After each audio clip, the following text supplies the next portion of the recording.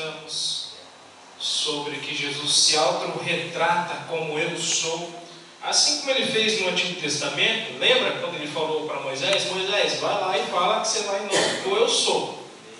Só que ficou, para alguns ficou meio vago, mas aí ele vai se autodemonstrando através da saída do exílio do Egito. Aí ele vai lá e desce o maná, e ele vai se autodemonstrando. Mas como o verbo se fez carne e habitou entre nós, aí ele pôde falar de si mesmo usando o Evangelho de João.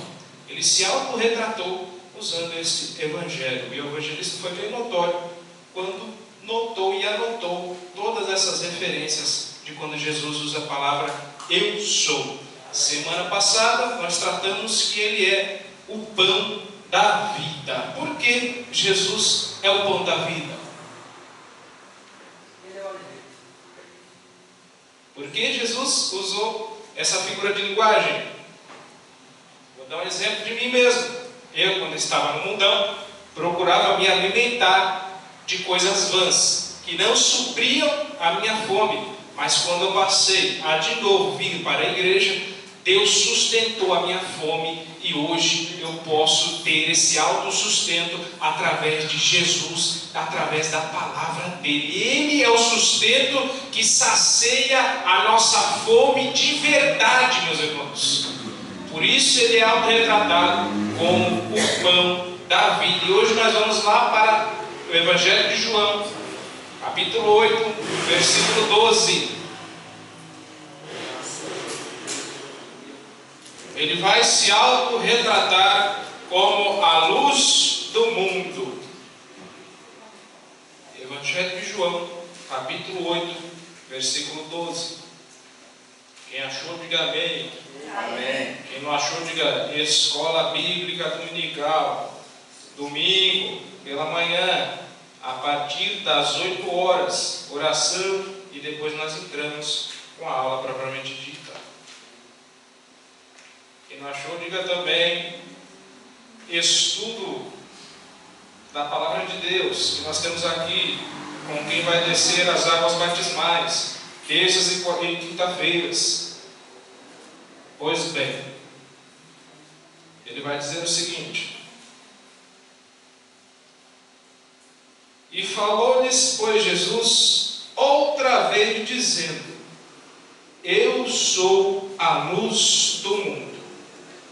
Quem me segue não andará em trevas, mas terá a luz da vida. Espírito Santo, Pai, o Senhor sabe e conhece, Senhor, a situação, Pai, dos meus irmãos, a minha situação, Pai amado. Então, por favor, Pai, com clareza, Senhor, nos ensina e nos mostra, Senhor, o direcionamento que nós devemos ter, Senhor, através da Tua palavra, Senhor. Em nome de Jesus, Pai, nós passamos por muitas questões nos dia a dia, Senhor, e nós muitas vezes precisamos de estratégia, Pai. E é aquilo que pode nos trazer estratégia de vida, Senhor, é a Tua palavra, Pai. Então, por favor, abre o nosso coração, a nossa convicção nessa noite, Senhor, e que a gente venha aceitar a Tua palavra de bom grado, Senhor, e que a Tua palavra produza o fruto, e que o fruto permaneça em nome de Jesus.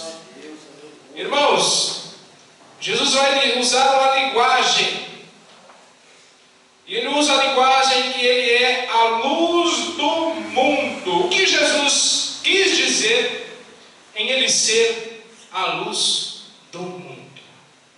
Ele era o Verbo, estava com Deus. Amém. Mas no século 21, o século de hoje, pode ser fácil a gente esquecer que a noite existe. Por quê? Porque hoje tem luz elétrica. Hoje você pode acender uma lâmpada, a luz aí, pode ver aí fora da igreja. Antes não tinha, mas agora tem uma lâmpada bem forte para iluminar. Mas no tempo de Jesus não tinha todas essas coisas que nós temos hoje. Na época de Jesus, a escuridão era muito forte e era inevitável para certas pessoas. No Oriente Médio de noite é muito escuro. Imagine ser então luz elétrica. Ou se tinha uma fogueira, ou uma lamparina, igual usa-se lá no Evangelho de Mateus para tratar das noivas. E hoje em dia não é muito diferente. O mundo que nós vivemos hoje, como é que está? Se você ligar a televisão, você só vai ouvir notícia ruim. Se você sair aí na rua, é capaz que você veja com seus próprios olhos. Se você conversar com algumas pessoas mundanas, você vê como está a situação caótica do mundo e na onde nós estamos chegando, que é no buraco. O mundo está em trevas. O mundo está em trevas, meus irmãos. E a própria Bíblia vai dizer, em 1 João, capítulo 5, versículo 19, na parte B, que o mundo jaz do... Esse sistema que nós estamos presenciando aí é o próprio Satanás que está no domínio. Sistema político, muitas vezes territorial, até usando muitas religiões. O sistema mundano está dominando este mundo, que é o sistema de Satanás. E a própria Bíblia vai dizer que quem rege este sistema, está lá no Evangelho próprio de João, capítulo 12, versículo 31, no capítulo 14, versículo 30, 16, versículo 11, que quem rege esse sistema é o príncipe deste mundo. E quem é o príncipe deste mundo? Satanás. E Jesus, vendo esse sistema que já existia naqueles tempos antigos, ele falou: opa, calma aí. Eu sou a luz deste mundo. No Antigo Testamento, lá em Isaías, abre comigo, para você não dizer que eu estou usando história da carochinha. Isaías, capítulo 9, no seu versículo 2. Ele vai profetizar. No Antigo Testamento, Isaías já está se levantando e profetizando. Isaías, capítulo 9, versículo 2.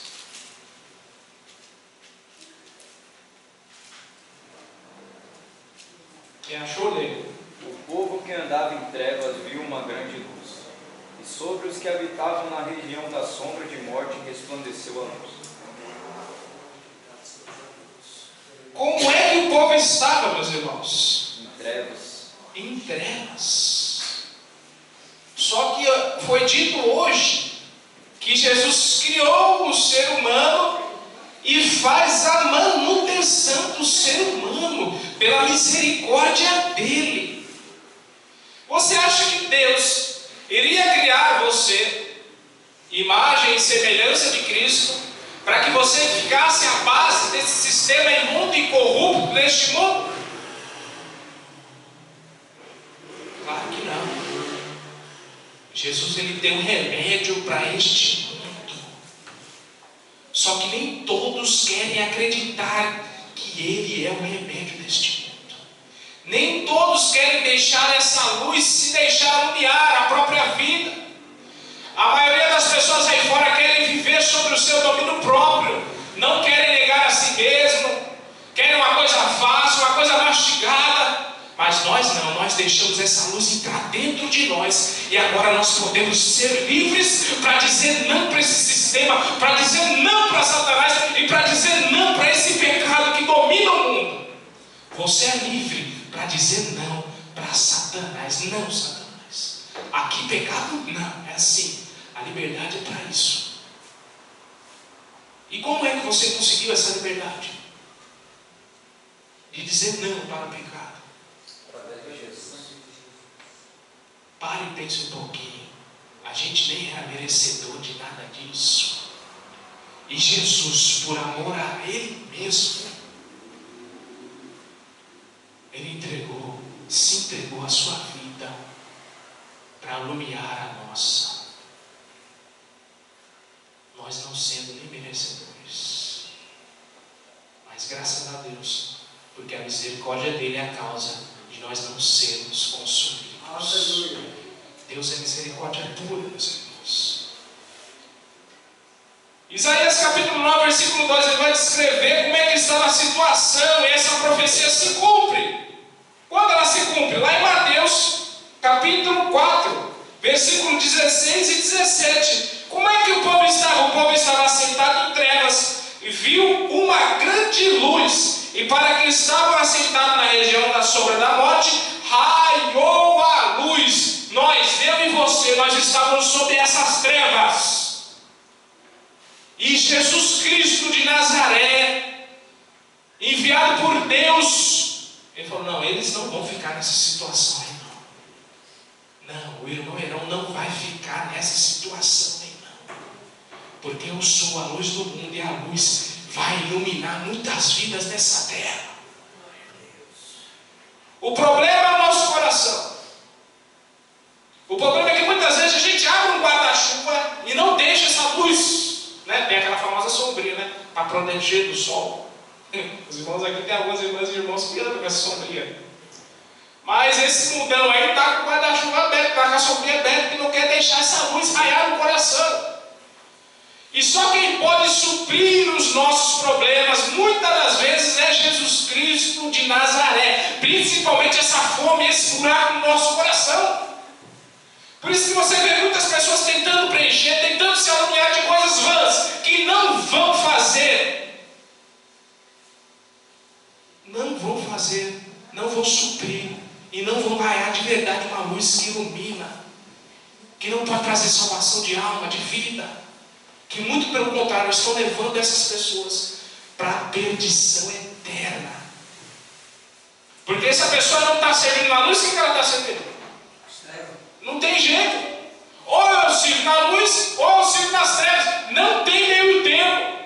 Com Jesus, com Deus, não tem meio termo. Ou você está na luz, ou você está nas trevas. Se você falar, eu estou em cima do muro, então você já é do diabo. Vou te contar uma leve ilustração. Estavam os anjos de um lado, a pessoa em cima do muro e Satanás de braço cruzado. Os anjos estavam para a pessoa: vem, pula para cá, pula para cá. E Satanás paradinho quer. E chegou um sábio e perguntou para Satanás: Satanás, por que você não está falando nada? E ele pegou e respondeu: porque essa pessoa que está em cima do muro já é minha. Porque está em cima do muro, está cocheando de dois pensamentos. E não há mais tempo de nós, os verdadeiros cristãos, os remanescentes, ficarmos cocheando em dois pensamentos. É o tempo da gente deixar essa luz raiar nesse mundo de trevas, raiar lá dentro da minha casa, raiar no meu serviço, raiar no ponto de ônibus, raiar na estação que a gente pega o trem. É o tempo da gente deixar essa luz raiar. Esse é o tempo que nós estamos vivendo, meus irmãos. Não há mais tempo de você falar: eu estou esperando o tempo de Deus, porque o tempo de Deus já foi.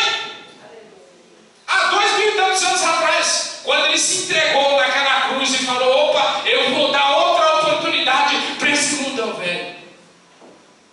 Já foi o tempo. E eu me incomodo muito quando as pessoas falam: eu estou esperando o tempo de Deus. Rapaz, o tempo de Deus já foi. Não fica esperando antes que já passou, não. Agarre as oportunidades. Agarre as oportunidades, porque elas não voltam atrás. Aleluia. Os irmãos estão entendendo a palavra? Amém. Glória a Deus. Então vamos seguir. Bom, o mundo que vivemos está em trevas. Você sai na rua, começa a conversar com algumas pessoas, liga a televisão, e a própria Bíblia diz que o mundo jaz do maligno, e quem rege esse sistema é o príncipe do mundo, o príncipe das potestades, que é Satanás. E como é que começou esse sistema? Se você abrir em Gênesis capítulo 3, você vai ver como começou esse sistema. Chegou a serpente, engodadinha. Chegou no... Rapaz, faça isso, porque vai ser bom. E esse sistema é assim. Chega sorrateiro para você e fala assim: vem, faça isso, que o negócio vai ser bom para você. Faça isso que vai ser gostoso. E tudo que é errado. né, tem um gostinho de bom, né? Porque a gente é atraído a fazer. Mas não deixe que esse sistema chegue nos seus ouvidos e engorde você. Porque lá em Gênesis capítulo 3 a gente viu como começou esse sistema. A serpente engodou o homem, engodou a mulher. E eles caíram no pecado e começa o sistema maligno. E as coisas que eram certas passaram a ser erradas. E o pensamento que era certo passou a ter um pensamento errado. E o mundo ficou doido. Então o mundo vai chegar com um convite especial para você, com um prato muito lindo, muito belo. Mas a dor de barriga vai ser grande se você comer desse prato. Vai ser grande. Então, por favor, não deixe que a serpente te engorde como engodou esse casal lá atrás, no começo do mundo. Aleluia. Em Gênesis capítulo 3, pós-queda, a criação passou a ser corrompida. E em Gênesis capítulo 6, versículo 12, viu Deus que a terra, e eis que estava corrompida por todo o ser vivente, e havia corrompido o seu caminho na terra. Olha só, Deus olhou para a terra, falou: mas rapaz, olha o que aconteceu. O sistema começou, globalizou. O sistema imundo e corrupto. Não vai ter jeito, não. Vou ter que dar um fim nisso. E hoje o nosso dia não está diferente. Assim como foi nos dias de Noé, está sendo os nossos dias. Jesus usou um servo dele, Abraão, para começar de novo. Não para começar de novo, mas deu outra oportunidade para o ser humano. Só que dessa vez não vai ter outra oportunidade, não. Ou até vai, que vai ser grande tribulação. Mas vai ter que ser forte, hein? Vai ter que ser forte o crente que ficar aqui na grande tribulação para alcançar a misericórdia de Deus. Porque em Apocalipse a gente sabe o que vai acontecer. Guerras, fome, peste, maledicências. Então, por favor, comece a ser iluminado agora. Agora. Porque na grande tribulação vai ser complicadíssimo para quem ficar aqui. Oxalá que nós subiremos para o céu, em nome de Jesus, e não experimentemos passar aqui em nome de Jesus, porque vai ser terrível. Amém? Amém. Então em Gênesis capítulo 3, pós-queda, começa esse sistema. Em Gênesis 6:12, Deus olhou para essa terra e viu que a terra estava toda contaminada, que só havia trevas. E hoje, se Deus olhar para essa terra, não está diferente. Através de Jesus Cristo, Ele está vendo alguma coisinha ainda. Ele está vendo um brilhinho aqui, um brilhinho ali, mas a grande população está perdida em trevas. O juízo de Deus não está distante de nós, não está distante desses que vão ficar aqui. Se Deus veio, se os apóstolos escreveram que Jesus está à porta e em qualquer momento Ele pode vir, imagine nos dias de hoje, 2000 anos depois, Jesus está próximo. Ele vai voltar e buscar a sua igreja, mas Ele só vai buscar aquele que está brilhando, aquele que está fazendo a diferença, aquele que está sendo radical para com esse sistema mundano e corrupto que nós estamos vendo aí. É igual o pastor Luiz fala, que nós pregamos para duas igrejas. A igreja que vai ficar aqui e a igreja que vai subir para o céu, que vai herdar as promessas. Então são dois povos distintos que estão dentro de uma igreja só, mas que vai subir, vai ser só o serviço de Deus.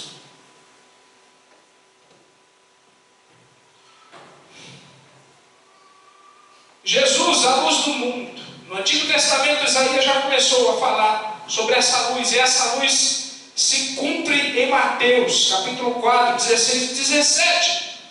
E se cumpre antes quando Deus fala também. Qual foi o primeiro pedido de Deus? Antes de criar todas as coisas. Antes de criar todas as coisas, de criar o mundo, o que ele fala? Que haja luz. A luz é super importante para nós. Para nós cristãos, a luz é a palavra de Deus. Como é que você anda no escuro? Fala para mim. Como é que você vai andar no escuro? Levanta de madrugada, igual esses dias que a minha criança estava chorando, chutei o pé na cama porque andei no escuro. Chutei, eu vi até a estrela, até enxerguei no escuro. Mas eu quero ver você andar no escuro. Você dá risada porque não era você. Mas quando deu um chute bem dado mesmo, porque eu vi até a estrelinha, eu falei, quase o sol para arranjar comigo estranho. Foi duro, hein?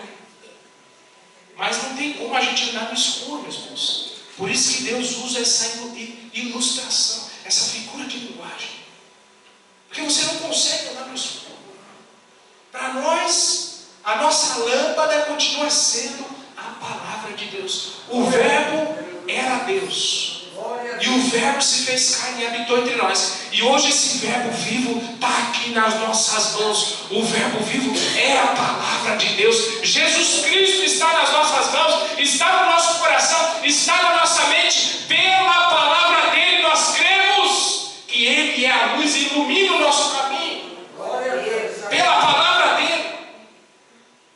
Não é outra coisa que nos ilumine, meus irmãos, a não ser a palavra. O salmista vai dizer que lâmpada para os meus pés é a tua palavra e luz para os meus caminhos. Usando de novo o deserto. O deserto, quando caía a noite, era muito escuro. E só se andava com a lâmpada, com uma lamparina. E a lâmpada só podia iluminar aonde se iria pisar. Então ele ia dando um passo de cada vez. Mas quem ilumina o caminho nosso, as aberturas de porta que a gente abre, as decisões, é a palavra de Deus. Luz para o meu caminho é a palavra de Deus. Deus tem o melhor caminho para você, mas você tem que estar debaixo da palavra dele para que você tome a melhor decisão, para que você abra a melhor porta, para que você não tenha que fechar a porta e voltar para trás tudo de novo, igual foi na minha vida. Eu abri muitas portas, passei por cima da vontade de Deus. Ele falou, opa, mas pode voltar, para, fecha tudo e volta, porque a porta que eu abri é estreita, estreita é o caminho, mas que leva à salvação da vida do homem e da mulher que está debaixo da palavra dele. É estreito, o caminho é difícil, não tem falso evangelho aqui na nossa igreja não. Não vem, que Jesus é a luz do mundo, né? Ele vai iluminar você não vai ter mais problema, não vai ter mais nada. Não, vem que você vai ter problemas, você vai ter situações adversas, vai ter situação difícil, mas Jesus Cristo, sendo a palavra, ele vai iluminar o melhor caminho para você passar, ele vai abrir a melhor porta para você entrar, ele vai te dar a melhor estratégia de vida para você alcançar o que tem reservado lá em cima, lá no céu, na glória para nós, mas é através da palavra dele. Só através da palavra que a gente consegue conquistar as bênçãos de Deus na nossa vida.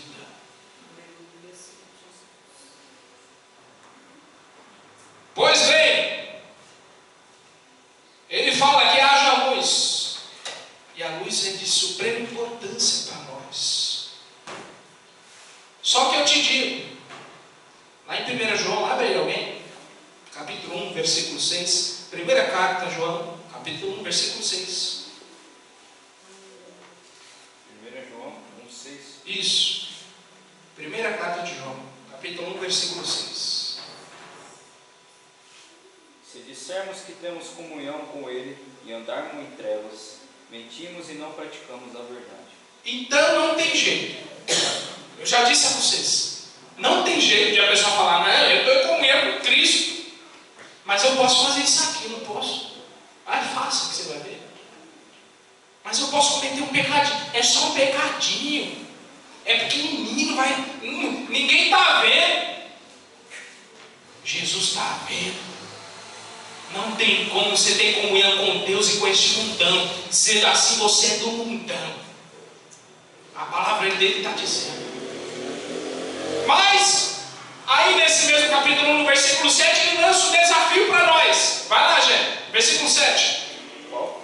Desse capítulo 1, de 1 João. Versículo 7. Isso. Mas, se andarmos na luz, como Ele na luz está, temos comunhão uns com os outros, e o sangue de Jesus Cristo, seu Filho, nos purifica de todo pecado. Ele lança um desafio para nós. Aleluia, Jesus. Mas, se vocês andarem na luz, vai acontecer isso aqui com vocês. E se vocês andarem como Jesus andou, o negócio vai ser pano. Mas como é que Jesus andou? É um desafio. Como é que Jesus andou? Em Gálatas, capítulo 5, versículo 16, abre lá. Como é que Jesus andou?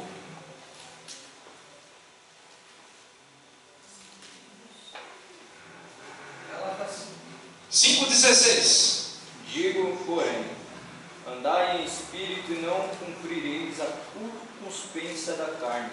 Andais em espírito e vocês não vão cometer atrocidade na sua vida. Jesus andava em espírito todo momento da vida que ele passou aqui nessa terra. Ele andou em espírito. Esse é o nosso primeiro desafio. Andar em espírito. Leia o versículo 25 desse mesmo capítulo. Se vivemos do Espírito, também andamos do Espírito. Temos que viver em espírito, andar em espírito todas as horas, todos os momentos. Imagine se Jesus não tivesse no espírito quando foi levado para ser tentado. Deus só deu na cara de Satanás. Pode ver. Jesus só dando na cara de Satanás, porque ele estava em espírito.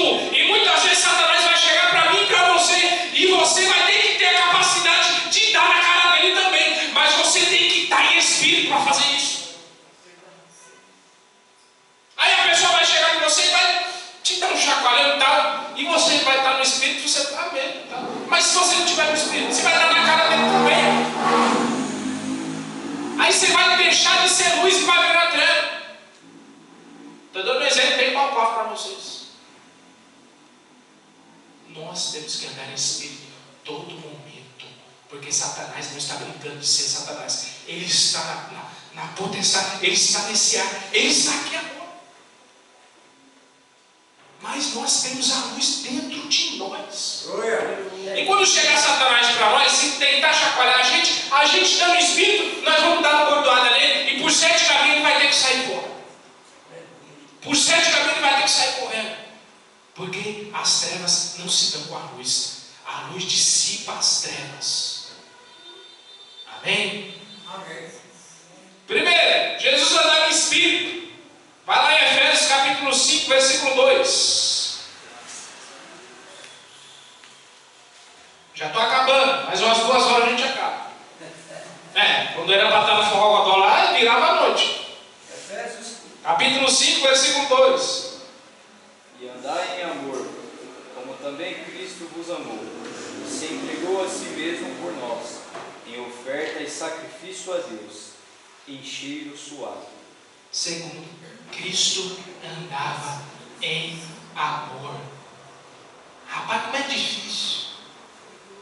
Como é difícil você fazer o bem para aquele que lhe dá umas bordoadas bem dadas. Como é difícil. Mas Jesus, ele fez isso. Jesus lá na cruz, e sendo intercepado, e batendo em Jesus e tal, ele fala: Senhor, não lhes impute esse pecado. Eles não sabem o que fazem, perdoa-os. Jesus era amor puro, amor ágape. E hoje, se a pessoa pisa no nosso sapato, a gente quer fazer pior do que essa pessoa fez. E com Jesus não é assim, meus irmãos. Imagine Deus lá em cima, se fosse tratar a gente do jeito que a gente trata Ele. Se Deus tratasse a gente do jeito que a gente trata Ele. Mas Deus é puro amor. Mas Ele é um amor justo, viu? Ele é um amor justo. Mas Ele continua tendo misericórdia do ser humano, que muitas vezes faz distrato, faz pouco caso, e Ele continua tendo amor pelo ser humano. E hoje a gente não consegue nem ter misericórdia do próximo. Estou falando no geral. Hoje minha mãe estava contando uma história, e eu falei, a história da igreja bem. Minha mãe tinha acabado de aceitar Cristo, e ela contando uma história que uma irmã fez um pouco caso dela, e descachou ela. E depois, passou alguns anos, a minha mãe viu aquela situação que ela estava passando, uma situação terrível, horrenda, e a minha mãe teve que ajudar essa pessoa. Isso é amor, meus irmãos. Mas o amor de muitos se esfriaria ao final dos tempos. Mas diz que o amor de muitos, ou de quase todos, mas ainda tem pessoas que precisam ter amor, porque não foi o amor de todos que está se esfriando, é o amor de muitos. Mas a igreja, que se diz igreja, precisa ter e fazer parte desse amor ágape de Cristo Jesus. Precisa estar inserido dentro desse amor. Nós precisamos ter esse amor dentro de nós, para lidar com o ser humano aí fora, para lidar muitas vezes com a pessoa dentro da igreja. Jesus Cristo não morreu só por você, Ele morreu por todos, por todos. Esse é o amor ágape. E hoje a gente faz o bem para quem nos faz o bem. A gente tem pessoas selecionadas. Não, faço o bem sem ver a quem, mas faço o bem com amor ao próximo e com amor a Jesus Cristo em primeiro lugar. Porque se você não pode amar a Deus, você não vai amar o seu próximo. E se você não pode amar o seu próximo, você também não pode amar a Deus. Porque você vai amar a Deus se você nem vê Ele? Como é isso? E você nem consegue amar o seu próximo que está do seu lado. A igreja precisa amar. A igreja precisa amar. Amém? Amém. Diga amém, aleluia. Amém. Oh, glória. Amor, amor. A gente precisa de amor, porque Cristo andou em amor. 1 Coríntios 13, versículo 4, ele diz que o amor é sempre paciente e gentil. Rapaz, você está preparado para andar como Jesus andava? Mulher, você está preparado? Não é brincadeira não. O negócio é difícil. Mas se a gente dá vazão para o Espírito Santo, a gente consegue. A gente consegue. Aleluia. Bom, lá na terceira epístola de João, abre aí comigo. Cristo andava em espírito, andava em amor. E 3 João, capítulo 1, versículo 4, também vai dizer.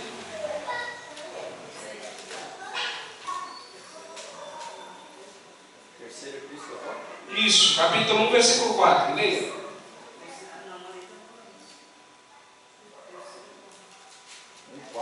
Isso.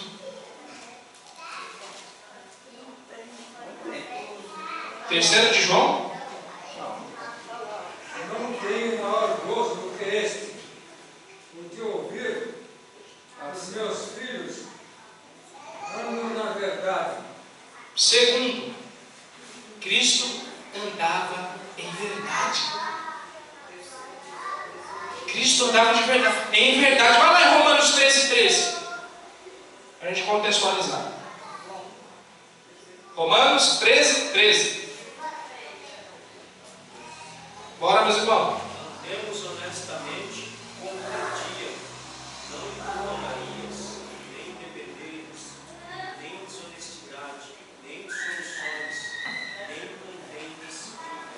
Você já viu Cristo no meio disso aí?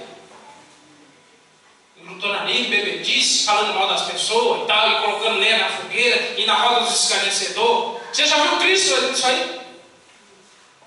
Fazendo chacota. Cristo andava na verdade. Cristo não dava vazão para as coisas, para as coisas vãs desse mundo. Ele andava na verdade. E a verdade é a palavra de Deus na nossa vida. Nós temos que andar em retidão com a palavra de Deus, não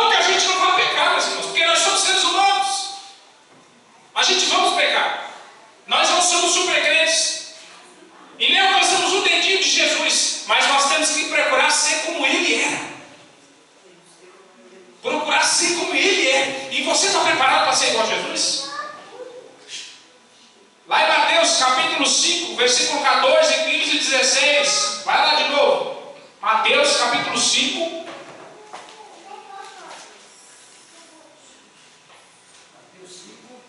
14, 15 e 16. Vós sois a luz do mundo. Não se pode esconder uma cidade edificada sobre um monte, nem se acende a candeia e se coloca debaixo do alqueire, mas no velador, e dá a luz a todos que estão na casa. Assim resplandeça a vossa luz diante dos homens, para que vejam as vossas boas obras e glorifiquem o vosso Pai, que está nos céus. Ó, meu irmão, andando por esses caminhos aqui, andando em amor, em espírito, andando em verdade, a gente consegue ser a diferença desse mundo. Mas tem mais uma coisa que nos atrapalha. Sabe o que é? Filipenses capítulo 2, versículo 5. Daqui a pouco eu volto aqui. Mais uma coisa que nos atrapalha. Filipenses capítulo 2, versículo 5. Que Jesus era exemplo disso. Tende vós o mesmo sentimento que houve também em Cristo Jesus. Qual que era o sentimento que houve em Cristo Jesus? Amor. Amor. Pois bem, preste atenção. Preste atenção. Ele se entregou pelo ser humano injusto. Jesus era isento de orgulho. Não tinha orgulho dentro de Jesus. E hoje o ego, o orgulho nos atrapalha. Porque nos impede de fazer algo a mais. Porque nos impede de ir mais para frente. O ego e o orgulho nos atrapalham. Se o ego e o orgulho tivesse dentro de Jesus, você acha que ele morreria inocente por uma sociedade pecaminosa? Por mim e por você que merecemos morte? O orgulho não pode fazer parte das nossas vidas. Seguir a paz com todos e a santificação, sem a qual ninguém verá o Senhor. Fazendo isso, andando por esses caminhos, nós estamos nos santificando. E nos santificando, nós somos a luz que alumia esse mundão velho. E a luz não pode estar debaixo da cama. Você não pode ser um crente se assai, que precisa de identificar e fazer uma identificação minuciosa para saber que você é crente. Você não pode ser um James Bond 007. Aqui dentro da igreja eu sou James, mas lá fora eu sou Bond. Você tem que se mostrar aí fora. O ser humano precisa ver você.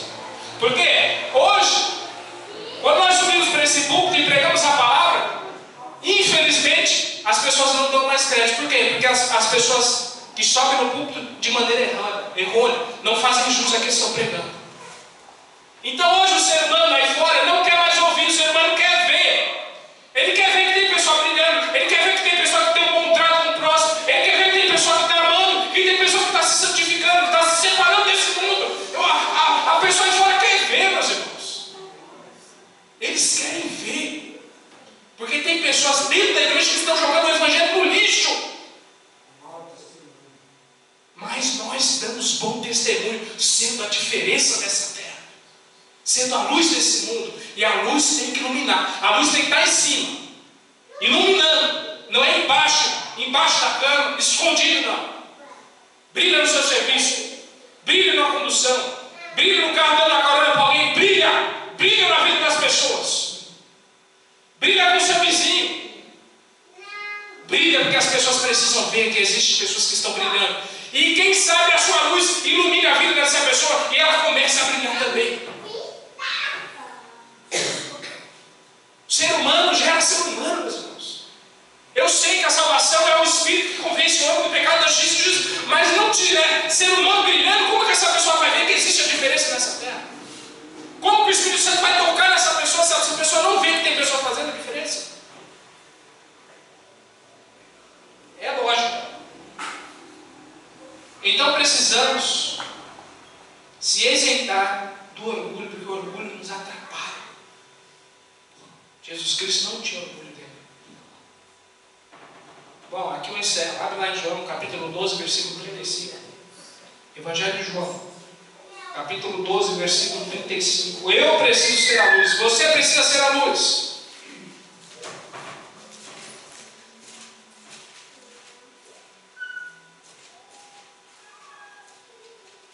Disse-lhe, pois, Jesus: a luz ainda está convosco por um pouco de tempo.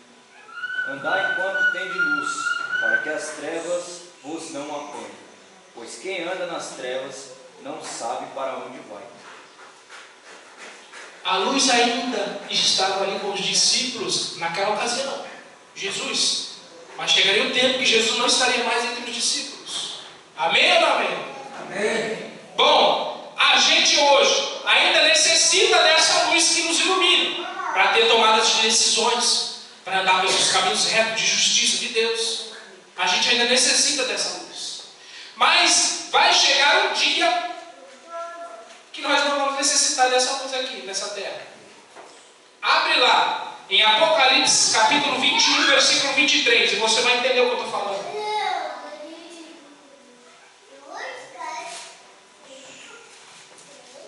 Apocalipse 21, 23.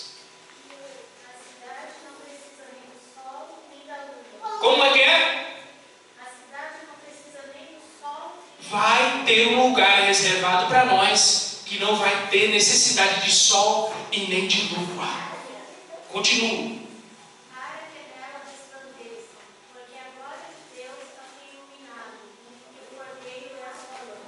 Quem é que vai iluminar a gente, meus irmãos? Jesus. O próprio Cristo vai estar nos iluminando no céu, no lugar que você tem reservado lá em cima. Então vai ter uma situação agora na nossa vida que por enquanto a gente está precisando, mas lá em cima o próprio Cristo vai ser a nossa luz para todos sempre. E é por isso que você precisa aqui nessa terra andar por esse caminho de retidão, andar na luz, porque tem um lugar reservado para você lá em cima, e é o céu, é a glória completa dele. É a glória que está reservada para você, meu irmão, minha irmã. E às vezes você não entende porque que você tem que andar na retidão de justiça, porque tem um lugar muito especial para nós lá em cima. O céu está reservado para você. O céu está reservado para você. E não tem como eu alcançar essa glória eterna andando por dois caminhos. Não tem como. Só andando na luz eu alcanço a luz eterna na minha vida. Aleluia. Bom, conclusão. Para quem o Evangelho de João foi escrito? Vamos lá comigo. A Bíblia revela a própria Bíblia. João, capítulo 20. Vai lá. Evangelho de João, capítulo 20. Versículo 30 e 31. Já estou acabando. Mais uma hora e meia eu acabo. 30 e 31. Amém. 20, 30 e 31. Na verdade, fez Jesus diante dos discípulos muitos outros sinais que não estão escritos neste livro. Estes, porém, foram registrados para que creia que Jesus é o Cristo, Filho de Deus, e para que eu creio tenhais vida em seu nome. Para que o Evangelho de João foi escrito, meus irmãos? Não foi só uma história da carochinha. Não foi só mais uma historinha ilustrada. Foi escrito e foi registrado esses sinais, porque foram muitos sinais ainda, mas que foram registrados foram esses. Para que nós creássemos que Jesus é o Cristo, o Filho de Deus, e para que crendo tenhas vida em nome dele. Você tem uma vida, e a sua vida não é levada por você mesmo, é levada por essa luz que Deus ilumina.